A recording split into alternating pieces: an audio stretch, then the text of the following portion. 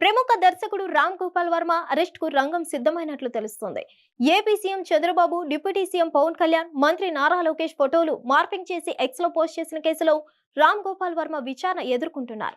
ఈ విషయంలో ప్రకాశం జిల్లా మద్దిపాడు పిఎస్ లో కేసు నమోదైంది. అయితే ఈ కేసులో పోలీసుల విచారణకు వర్మ డుమ్మా కొడుతూ వస్తున్నారు.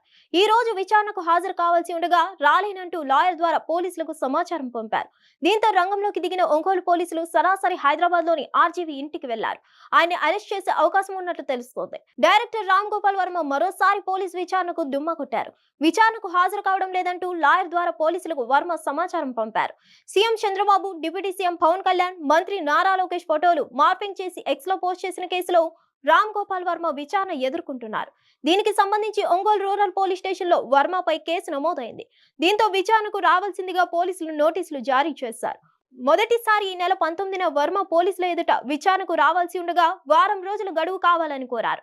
వర్మ విజ్ఞప్తి మేరకు పోలీసులు వారం రోజులు గడువు ఇచ్చారు. దీంతో ఈ రోజు మరోసారి ఒంగోలు రూరల్ పోలీస్ స్టేషన్ లో రామ్ గోపాల్ వర్మ కేసు విచారణ జరగాల్సి ఉంది. ఉదయం 11 గంటలకు విచారణకు హాజరు కావాలని వర్మకు Ongole rural CI Srikanth notice ఇచ్చారు. అయితే ఈ రోజు విచారణకు కూడా డైరెక్టర్ డుమ్మా కొట్టేశారు. విచారణకు హాజరు కావడం లేదంటూ తన లాయర్ శ్రీనివాస్ కు వర్మ సమాచారం ఇచ్చారు. ఇదే విషయాన్ని లాయర్ పోలీసులకు తెలియజేశారు. అయితే వర్మ విచారణకు గైర్హాజరైన నేపథ్యంలో పోలీసులు నేరుగా వర్మ ఇంటికి వెళ్లారు. ఇంటి బయట వేచి చూస్తున్నారు ఏపీ పోలీసులు. కాగా CM Chandrababu, deputy CM Pawan Kalyan, మంత్రి నారా లోకేష్ ఫోటోలు రామ్ గోపాల్ వర్మ మార్పింగ్ చేశాడని మద్దిపాడు పోలీస్ స్టేషన్ లో కేసు నమోదైంది. మార్పింగ్ చేసిన ఫోటోలు ఎక్స్ లో పోస్ట్ చేస్తాడని టీడీపీ మండల కార్యదర్శి రామలింగం మద్దిపాడు పిఎస్ లో ఫిర్యాదు చేశారు. దీంతో ఈ నెల 10న 7 సెక్షన్లతో రామ్ గోపాల్ వర్మ పోలీసు కేసు నమోదు చేశారు. కాగా తనపై నమోదైన కేసు కొట్టేయాలని వర్మ హైకోర్టును ఆశ్రయించారు.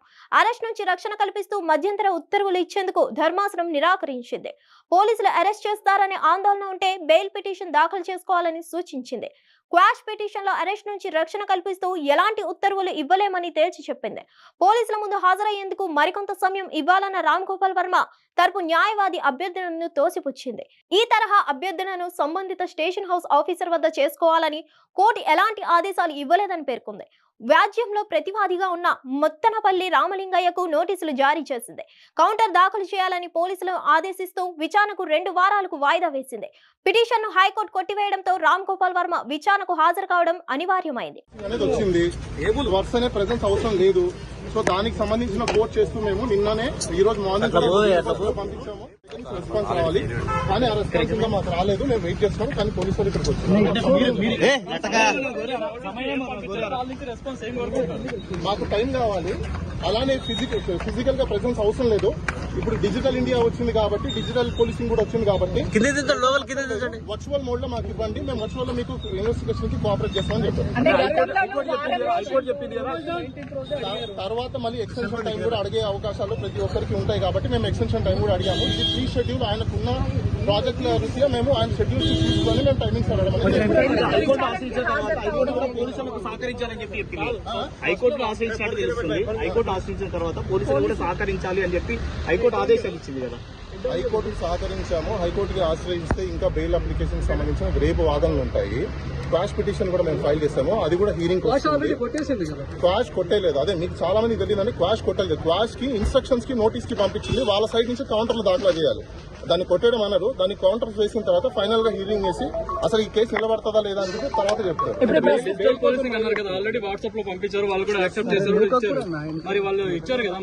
రెస్పాన్స్ ఎందుకు వచ్చారో మాకు తెలియదు. అది మీరే అడగాలి. ఇంకా 4 రోజులు అడిగారు. అది ఫస్ట్ టైం ఇచ్చిన నోటీస్ కి మేము అడిగిన టైం కి తర్వాత సబ్సిక్వెంట్ గా మళ్ళీ నోటీస్ పంపించారు.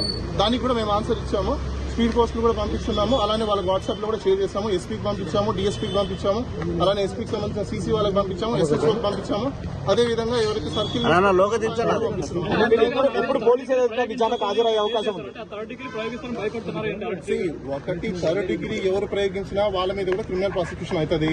అందులో చూసి ఆర్జీవీ గారు భయపడేంత సినిమా లేదు. ఎవరు కూడా ఈ రోజు పోలీసు వాళ్ళు వీఐపీ స్టేటస్ లో ఉన్న వ్యక్తులను తీసుకెళ్లి థర్డ్ డిగ్రీ ప్రయోగిస్తే ఎవరు కూడా చూసి ఊరుకోరు.